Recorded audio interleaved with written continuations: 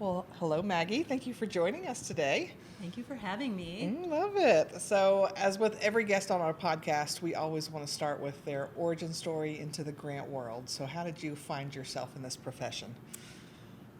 Yes, well, I lived in D.C. for 15 years. I worked at the Smithsonian Institution during that time. Nice. And at a certain point, my husband and I decided we just can't live in D.C. anymore. We wanted to come back to Colorado. We're both natives. Okay. I did not know that. I didn't either. Yes, and so we tried various ways of making that transition, and nothing was working. So we just decided to quit our jobs and careers, sell our house, and move across country back to Colorado. Wow. And we picked Fort Collins as the place we wanted to Nice. live. So once we got here, we were renting a house, and we didn't have jobs, and No pressure, no worries. pressure. Everything Yeah, is fine. Acting like, I was 20-something Hey. or whatever. and so I started looking around, and I thought, where do my skills overlap with the community need, right? And that's when I hit upon grant writing, because I'm a historian by training. I know how to do research. I know how to write. Yeah. I know how to do oral history interviews, which is actually a really useful skill for grant writing. And so... That's right. Yeah, and so I thought, well, this seems like an opportunity, and so I, in another crazy moment, decided I'll just start a consulting practice, because I had never written grants before. Why not? Why not? Which works in Colorado. I don't know if I would recommend doing that anywhere else, but and it worked. So that was a kind of a weird segue into how I started StoryForge and became a grant writing consultant in 2010. StoryForge. StoryForge. I It's a love really that great name. Yeah, that was a fun part, I like wordplay, so We need Nice. to. yeah, of course. So, but one thing I really like about the profession is that people do that. They come from all different backgrounds, and mostly some sort of writing background brings people to grant writing, but it just makes for a great community, I think. Yeah. Yeah. Oh, absolutely. I think it's It's really I've nice, only yeah. been in the grant community really, so I can't really compare to other professions, but I love how welcoming and friendly and how helpful really the majority of grant professionals are with one another. Right. So Yeah. It's a lovely true. place. I mean, and if anyone has a partner who is in the accounting field or medical field and wants to let us know how that is, We're here for I'm it. just thinking we're really nice, but I don't want to Yeah. cast aspersions on other fields. Yes. Although we're recording this live at the 2024 GrantSummit, as we talk about in the intro. And right before we came in, there was, Amanda and I came in a day early to get things organized, and there was a mortgage banking conference here. And it was just the vibe was different. I'm going to stick with Different the vibe was different. Yeah. Fair. Yeah. Just saying. As I think we talked about in the opening session yesterday, somebody was talking about finding their people. Yeah, that was It was me. Hang on, it was you. and I really felt like, yeah, that's totally relatable. I feel very fortunate that I found GPA during this journey because of this crazy way I came into it. It's hard to imagine I don't think I would have been successful without it. So. No. Me, Well, me neither. well, and I, the first couple of years, I got voluntold into the field. And the first probably 3 or 4 years I was doing it, I didn't know another grant professional. And so, yeah. I was figuring it out on my own, and I was doing an okay job of it because Yeah. I'm an intelligent person, and I know how to read and write and follow directions. So I was doing okay, but it was amazing going from that to finding this place Yeah. and having just so many doors open Yeah. and just all those little nuanced things Yeah. you learn from other, like, oh, I never would have thought about, instead of writing it directly in the portal, putting it in a Word document my first. gosh, Those things yes. because the application doesn't suggest that, right? Ask Yeah. me how I know. Yeah, Yeah, so right. it's those little nuance sometimes are the best nuggets. Yeah. When I first started, the Colorado chapter was defunct at that time, and so I organized my own little hyper local group of grant writers. I was like, let's just get together once a month, and we can share sob stories, but Absolutely. we can like read my LOI, and how did you solve this problem? And so we had that going for a couple of years, I think, and then thankfully Colorado now has a chapter that's really active. So Very nice. Yeah. So, but yeah. do it. Find Absolutely. your people. Find your true. people. So speaking of finding your people, why we wanted to talk to you today is because we were looking at the schedule of the conference, and so Amanda just doesn't cuss at all, and I enjoy a good swear word. I think, if it's good enough for Shakespeare, I feel like it's good enough for me. So we saw the title, and because we want to keep our podcast rating as safe for all ages, I'll do the yeah. But it was Ageism as a Mother beeper, and so I was like, we got to talk to Maggie. We got to find out about this. So my question in looking at this, as a person moving into, I call it the younger part of being old. I mean, because I feel like because I'm a product of Western civilization, I'm really used to thinking in 3 acts, right? Yeah. Well, I'm in the first part of the 3rd act, but in each Fair. act has scenes that move it forward too. So that's how I look at it. But I was thinking about that and thinking about the term ageism, and thinking how, yes, I experience it to a certain extent now, in ways that don't necessarily bother me. Like, somebody wants to call me ma'am. I'm down with that because I'm from the South, and I'm like, I am a ma'am. You may call me that. You don't have to say hey you or anything like that. It's I don't mind. respectful. I'm like, it's polite. respectful. But different people have different thoughts This is about true. that. This is true. I traveled with my husband. He was born in Chile, and we were on the subway in Santiago, and men were just getting up in droves, not to admire my beauty, but to offer me a seat, because I'm just like, I'm good. In Spanish, it's a little bit different, but it's like, thanks, but I'm good. But Yeah. So those things, okay. And then there's the ageism discriminatory thing, but then I've also seen it cut both ways, where someone my age might be like, oh God, Gen Z, I don't want them here in management, they're so hard to work with. And I'm like, wow, that's also a strikingly generalized statement to make about a whole group of people just by age. So I just wanted to get us started with this conversation, to have you talk about how you define ageism. And how can we talk about that? Yes.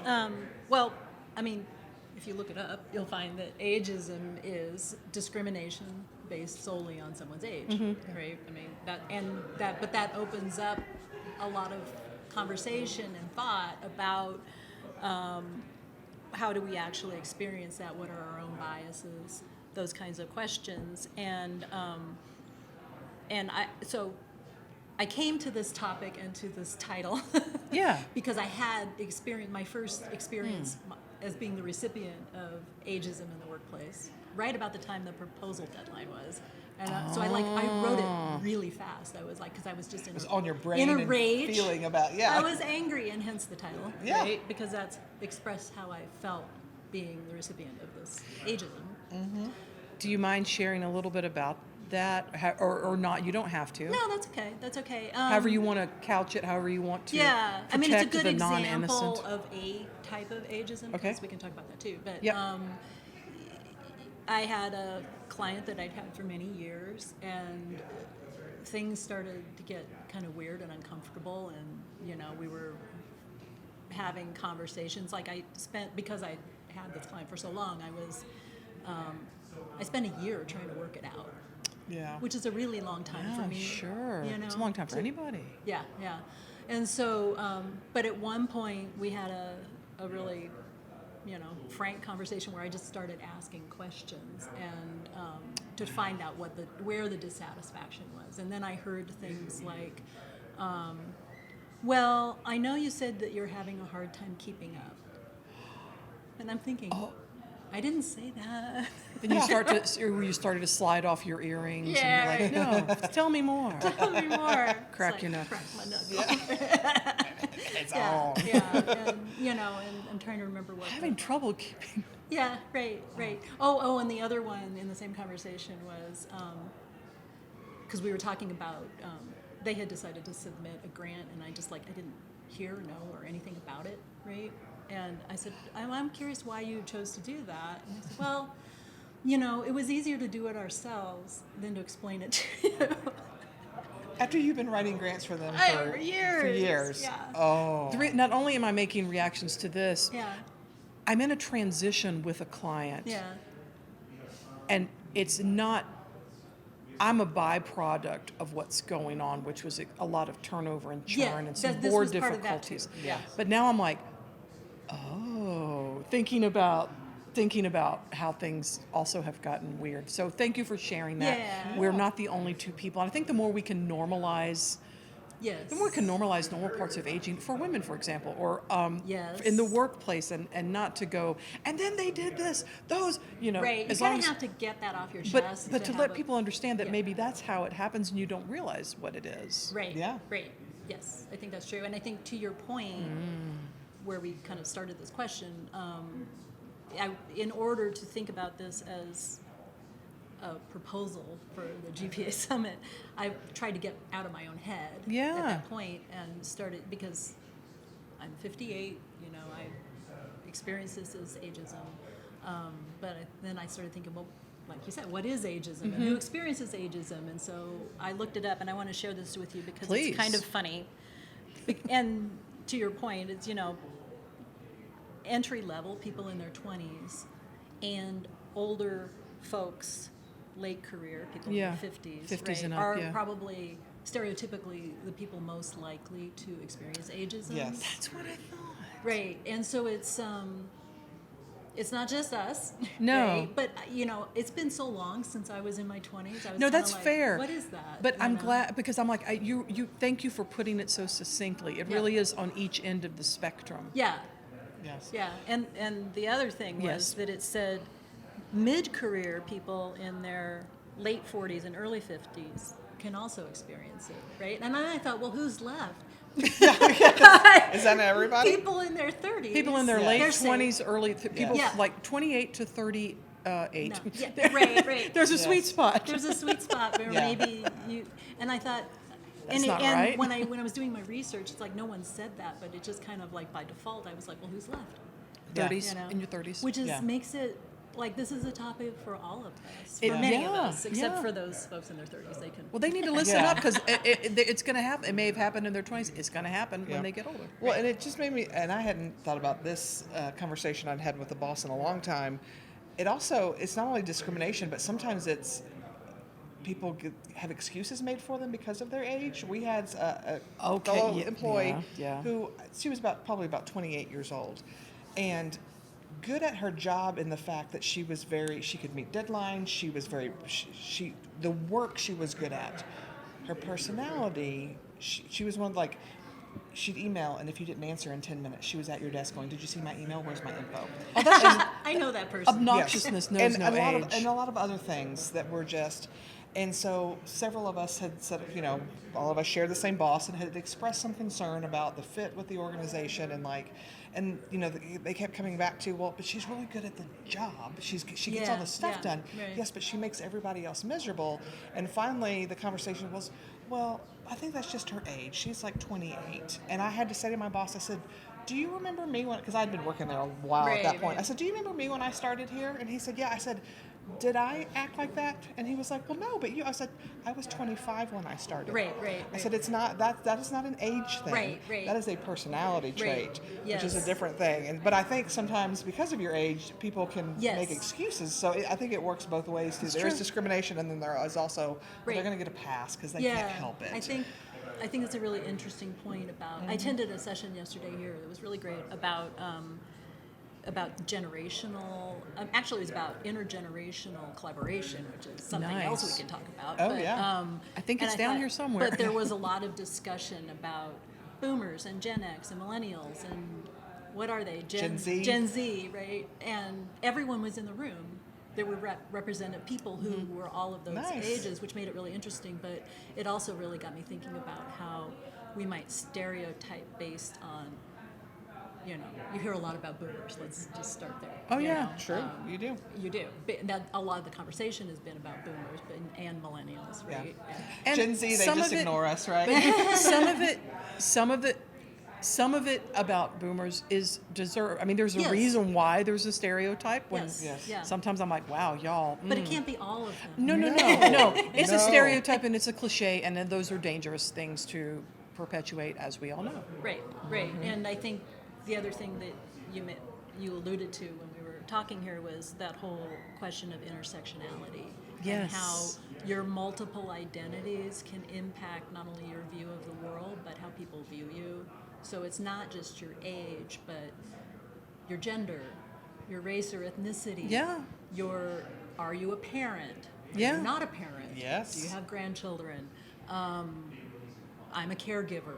Let me Yep. tell you how that has impacted the way people view me. It's really interesting. Yeah. And contributes to the whole ageism thing. Yeah, sure. So, Yeah. it's complex and individualized, but there's also this layering on of stereotypes and generalizations and bias. So, Yeah. lots to think about. Yes. Well, and that segues real nicely into the question about how do you think that the U.S.'s aging population will change the potential for ageism in the workplace? I think that I'm Gen X. Let's just welcome to All the of us. club. Yes. Yeah, but Amanda's like on the lower end of the spectrum. I'm like pushing the Right. upper limits. Yeah. Right. Every now and then someone tries to squeeze me into millennial. I'm like, no, I still That's make interesting. As we were talking yesterday in the session, I am on the cusp. Right. Yes. I'm one of the oldest Gen Xers, but I feel solid Gen X. Same. Same. In that, Same. and so I don't feel like, but I know people my age, like literally my age, Who identify seem more to with be- boomers. Well, or they're somewhere, In it's between. Like, and I ask Straddle myself, the why fence. are They're you Bexes. why are you doing that? That's kind of a boomer thing. Yeah. You know what I mean? What's up with that? You're my age, but Truth. yeah. But I think that so there's been a lot of discussion about boomers because it's such a large generation, Yeah. And for those who they're starting not to retire. they've been not retiring. They've been like, not everybody's like, oh, they're going to retire, and it's like, Nope. maybe they're not. Nope. Now what happens? Well, Yeah. and when you think about it, I totally get why that is. But Hello, that's money. Hello, money. But money is a big part of it. But I think that from my perspective as a Gen Xer, we've always looked at boomers as like they're really large. They're going to break Social Security. Yeah. There will be nothing left for us. They're never going to retire. Like all of that sort of thing. And just based on the size of the population, Yeah. there may be Yeah. some truth to that. But Yeah. But also not their fault. It's not like Right, they're like, right. everybody have lots of babies right now. Okay, right. great. But I think that also because of those very factors, they've kind of led the conversation Yeah. on ageism in a lot of ways. So like we're talking about it, Yeah. probably a lot because of boomers, and that's interesting to me. But I think the other thing that's interesting about it is the other end of it, the millennials, the Gen Zers, who come into the workplace with they bring a very different life experience. Yeah.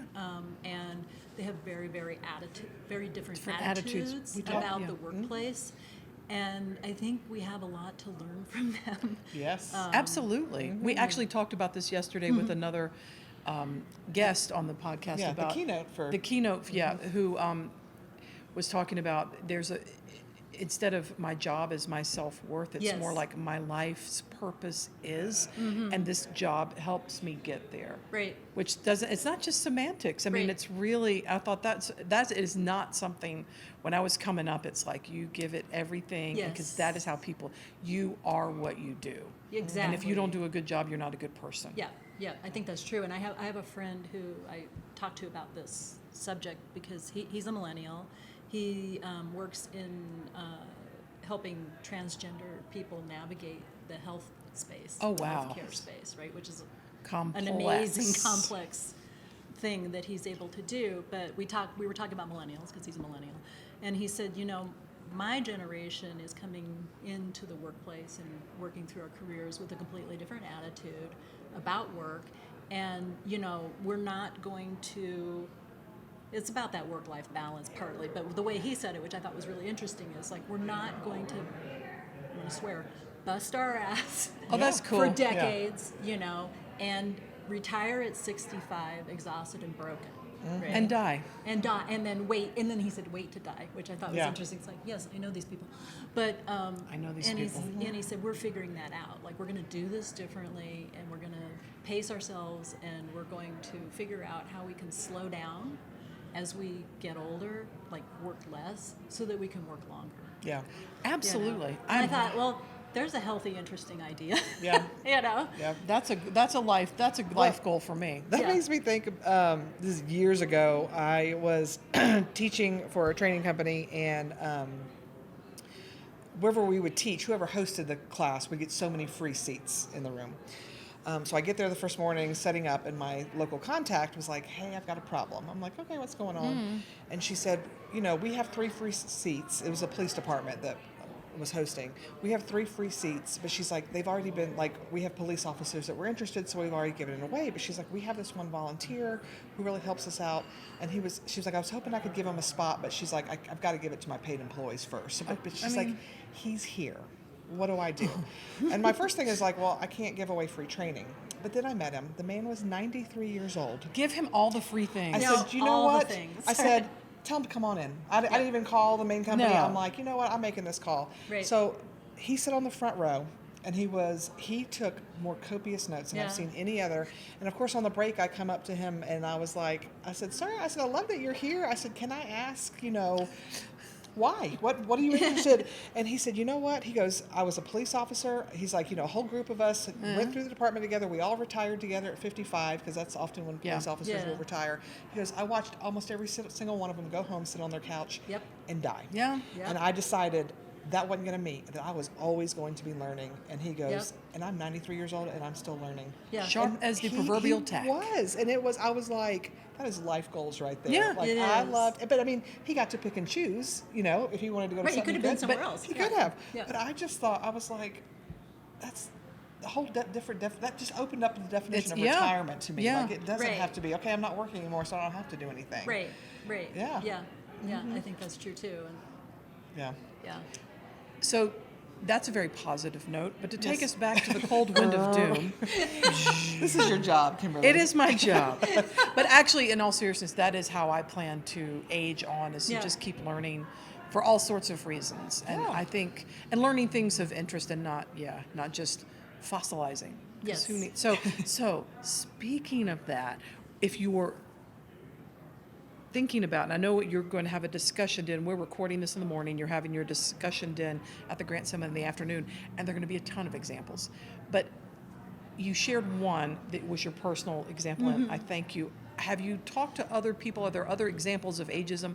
Maybe if you have some grant world specific ones, or nonprofits or local government, whatever. Yeah. Just to help people go, oh yeah, this is Well, this so is they can what it is. recognize, like, so they I can never thought recognize about it, that. or they can maybe go, oh, maybe I shouldn't say or do that. Right. Uh-huh. Yeah. I think that's a big part of what the Sure. conversation is about. Let's just raise some. Let's just raising talk the about awareness it openly. and becoming familiar with your own bias and being able to recognize it when you see it.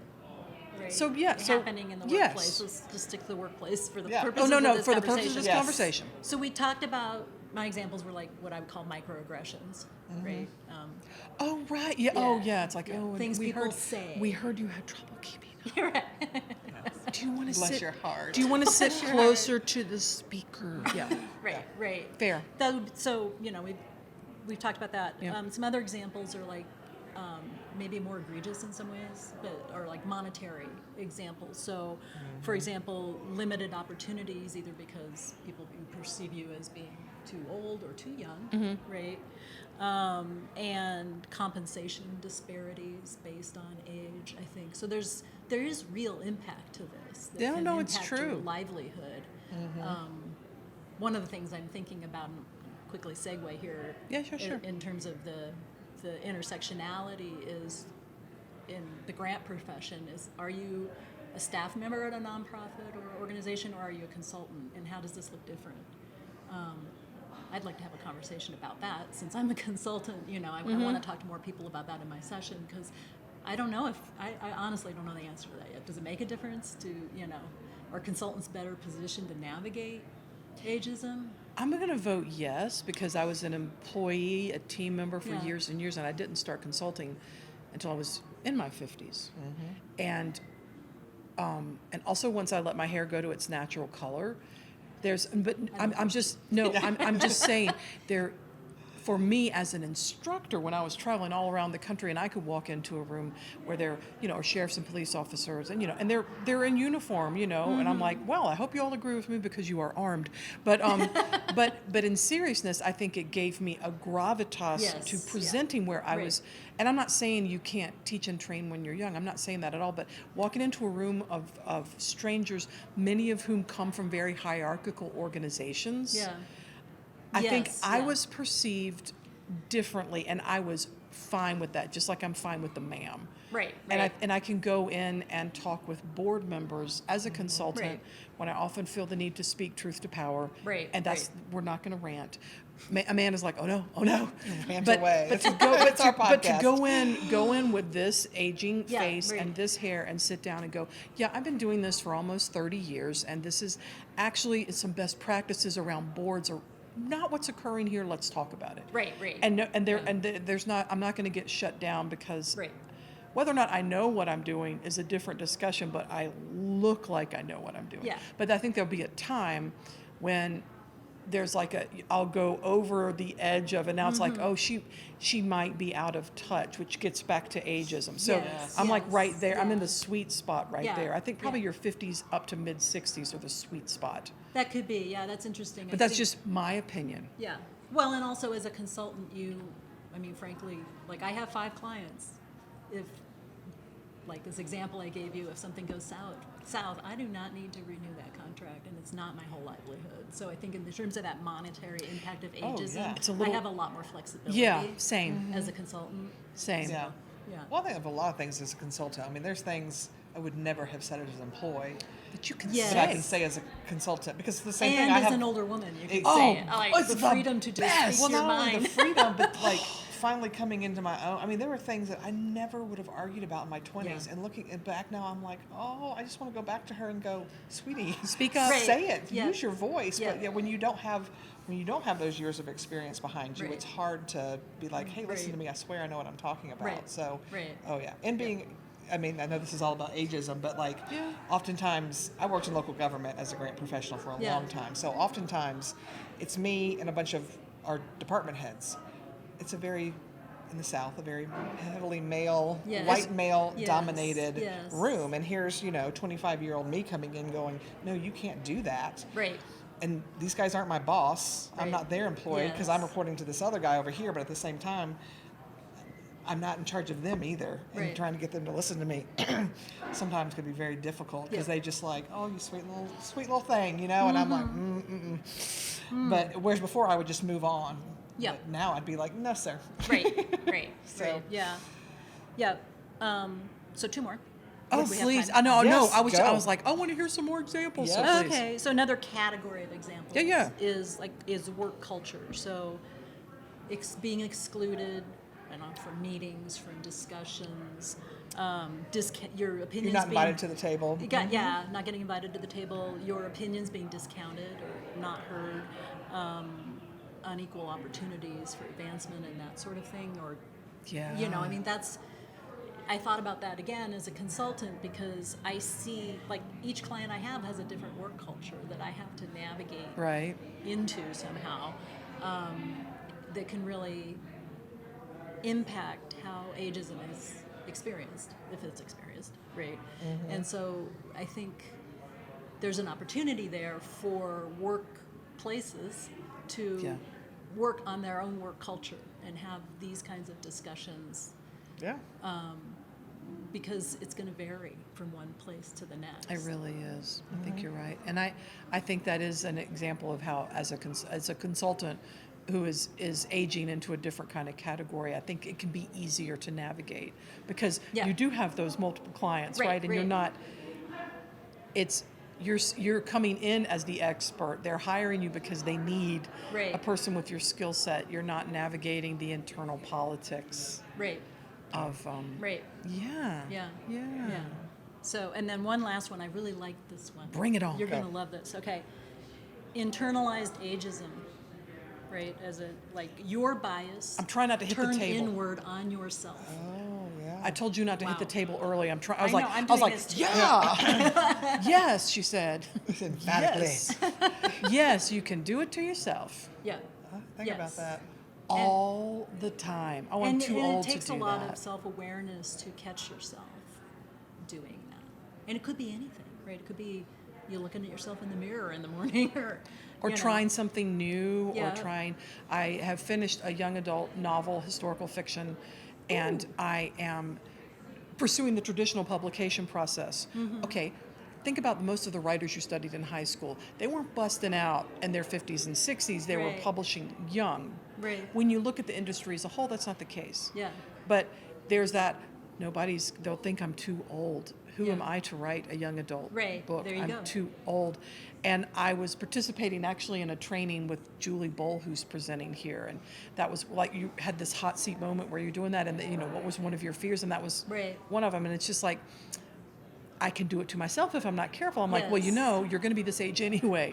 So you might as well Yes. try and get an agent. And if you Yeah. can't get an agent, try an independent publisher. And if you can't get an independent publisher, Right. bring it out yourself. And then a dear friend of mine who is in her late 60s just brought out her first novel because she said to me, she's like, yeah, Kimberly, I get that there's a process for the Big Five publisher and the prestige and whatever. She said, at the time, she's like, I'm 65, Yeah. and I want to get it out. And so now she's 67 Yes. and has a novel out in the world and Yes. has another one coming. And it's Yeah. fantastic. And it's fantastic. So Yes.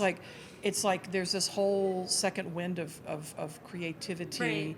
Yes. and growth Yes. that I think you can talk yourself out of. Because I know people Yep. in their 50s Yes. who are just like, oh yeah, I know. In Too their old to try 40s, that, oh yeah. yeah, I'm not gonna. Yeah. I'll just stick like someone who's like 46 and Yeah. comes to me and goes, well, I'm just gonna stick at this nonprofit till I retire. I'm like, what?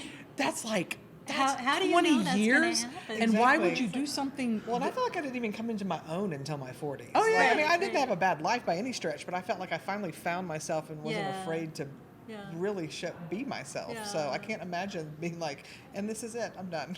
Right. I, as you're talking about this, I'm thinking of several experiences that I've had in every decade of my life. Yeah. My adult life. Like when I was in my 20s, I was thinking about going into museum conservation, Okay. and which is a hard road, like from the degree education It's a perspective. long It's process. a long road, and so I was looking at what that would look like, and I said to one of my colleagues who was in his 40s at the time, I said, that's going to easily take me 10 years just to get the degree, to get to the point where I can apply Yeah, for the yeah, yeah, program yeah, and yeah, then yeah. get the, Yeah. to get the degree. I said, I'll be 40, and he said, Maggie, you're going to be 40 anyway. Anyway, you're going to be it Right? anyway. And I chose not to go that route. Sure, but good point I'll made. never forget that he No? said that ever.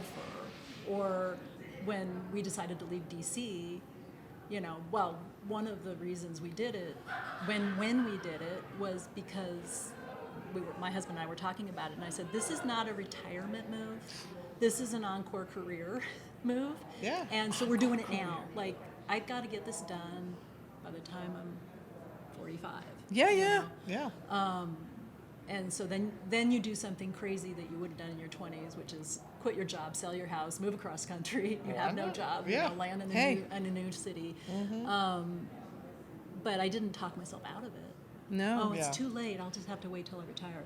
But I know a lot of people who have Because done it's that internal right ageism. At yeah, any that's a good age, you point. can Yeah. talk Yeah. yourself out. Well, there's a lady in our Atlanta chapter, Jan, that I follow her on Facebook. That's how I really keep up with her. But she has taken advantage in Georgia. I don't know if this is in every state, but in Georgia, once you hit 65, you can attend any state university tuition free. Tuition She free. already has her doctorate. She is going back and getting other degrees because Yeah. they fascinate her, and she works full time. Yeah. But that's what she's just an education seeker, and I'm like, I love that someone. I mean, at that age, I'd be like, I'm so going to be Good. doing that. I want But to. I I want to love study that. art history. I want to. Yeah. Yeah. Do I you, think- do you in your state? We have a thing called OSHR, but I think it's a national thing. It's What's an associated. acronym? It's associated with universities. So there's one up at Colorado State University in Fort Collins. Is it like for older adults? It's lifelong learning. Yeah. Oh, yeah. yeah, Yeah. yeah. That's but what they're this is. always tied Yes. to a university. Yes. Yes, that's what this is. And it's like every semester they come out with a catalog, Yep. and it's just like, wow, there is something for everyone whether there. it's photography or Travel, Yeah. or bird watching. I mean, it's just and amazing. Even my husband, who has a PhD and is interested in the most esoteric topics, I'm down with that. always finds something, at least one this semester 3 classes he took, because there's a lot of retired professors Sure.